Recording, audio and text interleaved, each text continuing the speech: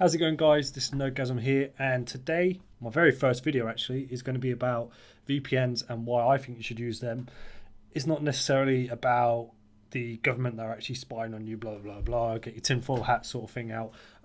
It's more to do with staying safe on the internet and preventing those hackers from eavesdropping into your connection and getting your details. So let's go over to the computer and we'll get on with the explanation, and then at the end of the video we'll basically just give some decent VPNs which I've used personally, and sort of get a price and stuff like that. So I hope you enjoyed the video, guys. Let's go over to the computer now and let's get started. So as you can see here, we've got Rodney. He will send the request from his computer. It'll go through to the internet, then to the web server. The web server will reply with the information. So if he's logging into a website, it will then say, okay, I've got your request, and send it back to him. But if this is not on HTTPS, you've got unencrypted information just being sent over.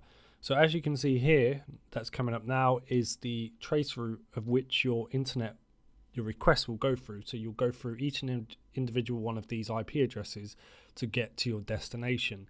This is what they call a trace route for the connection. So put it this way, if we have someone sitting in the middle of the connection, which is called a man in the middle attack, he can basically intercept your communication between the web server and you.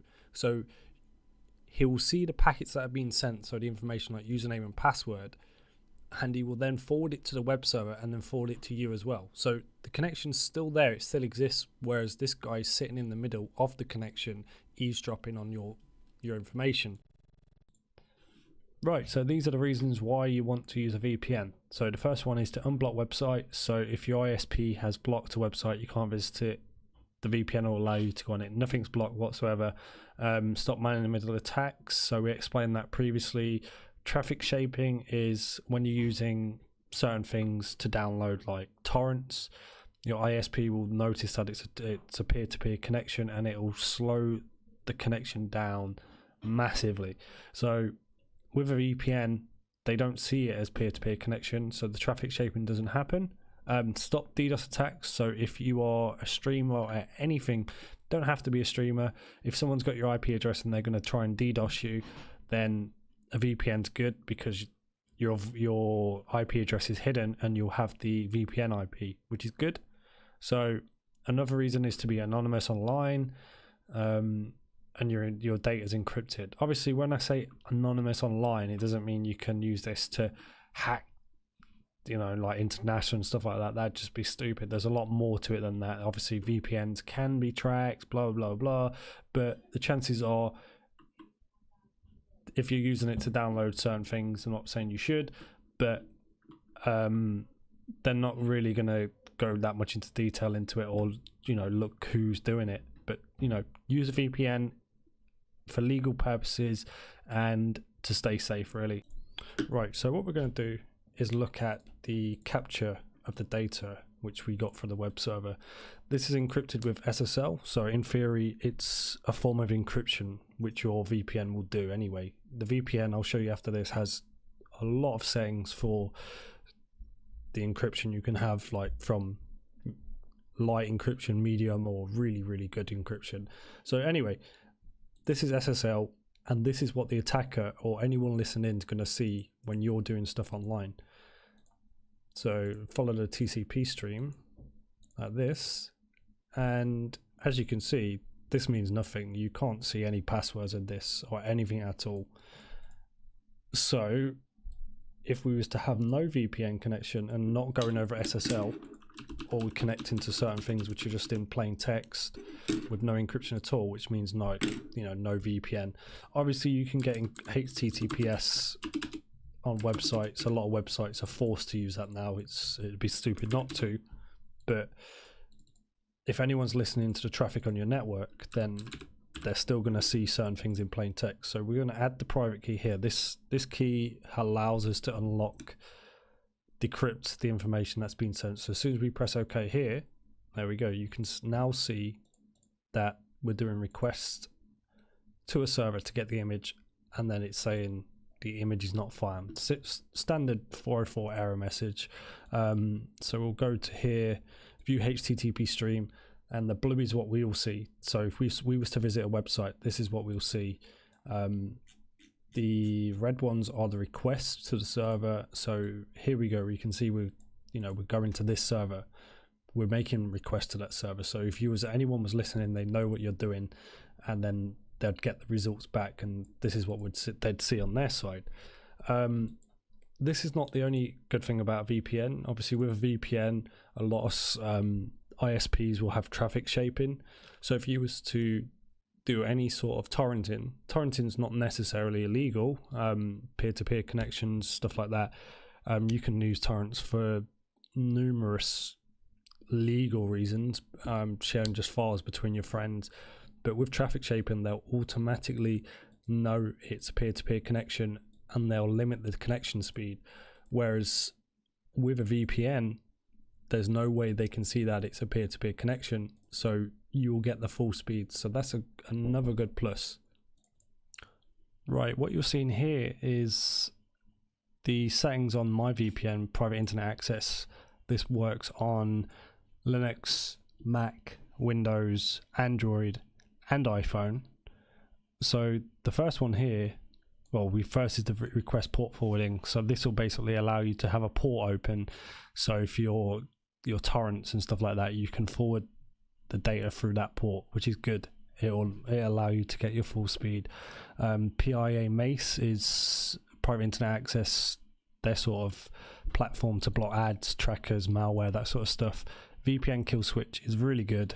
It will basically disconnect your entire internet connection if it detects that the VPN connection has gone down. Luckily, mine's not gone down at all. I've never had any issues with this whatsoever, so I've not really got that enabled. DNS leak protection. There was a time where your DNS will leak over the internet. DNS is like domain name service. So basically, anytime you go to a website and you request google.com, you see google.com, but a DNS server will send the IP address to your computer. So basically, when you were sending requests online, it was using your ISP's DNS server.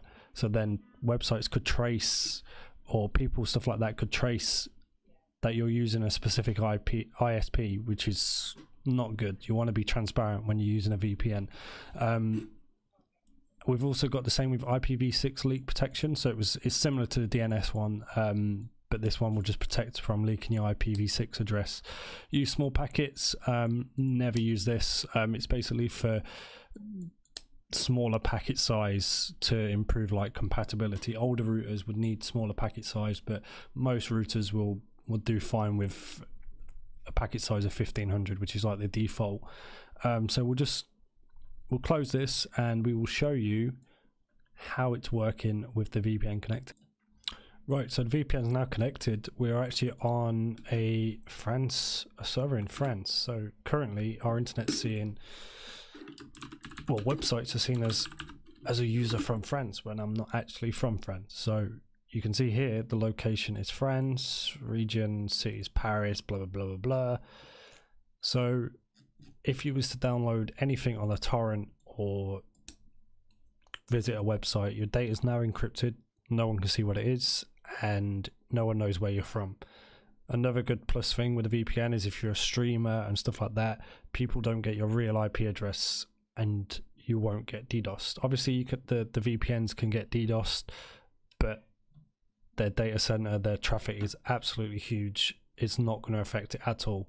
So if you want to prevent being DDoSed and stuff like that, then VPN is definitely a way to go. Right, to finalize the video, thanks for watching, by the way, guys. If you've got this far, this is a list of VPNs from PC Mag that are good. As you can see, mine's on there, private internet access. These are all good. These are good to use. Some are better than others, but these ones here are known to be the top 3.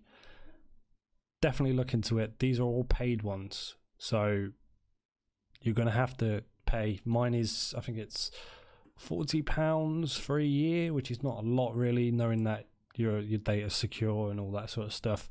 You can pay monthly, you don't have to do yearly. Definitely look into it. Try and avoid using the free VPNs for a lot of things. If you just want to get onto a website that's blocked, because, you know, sometimes websites are blocked for stupid reasons. You can use a free VPN, but then you have to question yourself, why is the VPN free when data and traffic costs? So the people that are providing the free VPN, I don't really want to get my tinfoil hat on right now, but they're doing something with your data, they're doing something with your traffic. Maybe it could be sending tailored advertisements to you, selling your information onto the third-party companies. So keep that in mind when you're using free VPNs. But other than that, check these ones out, and thanks for watching the video, guys.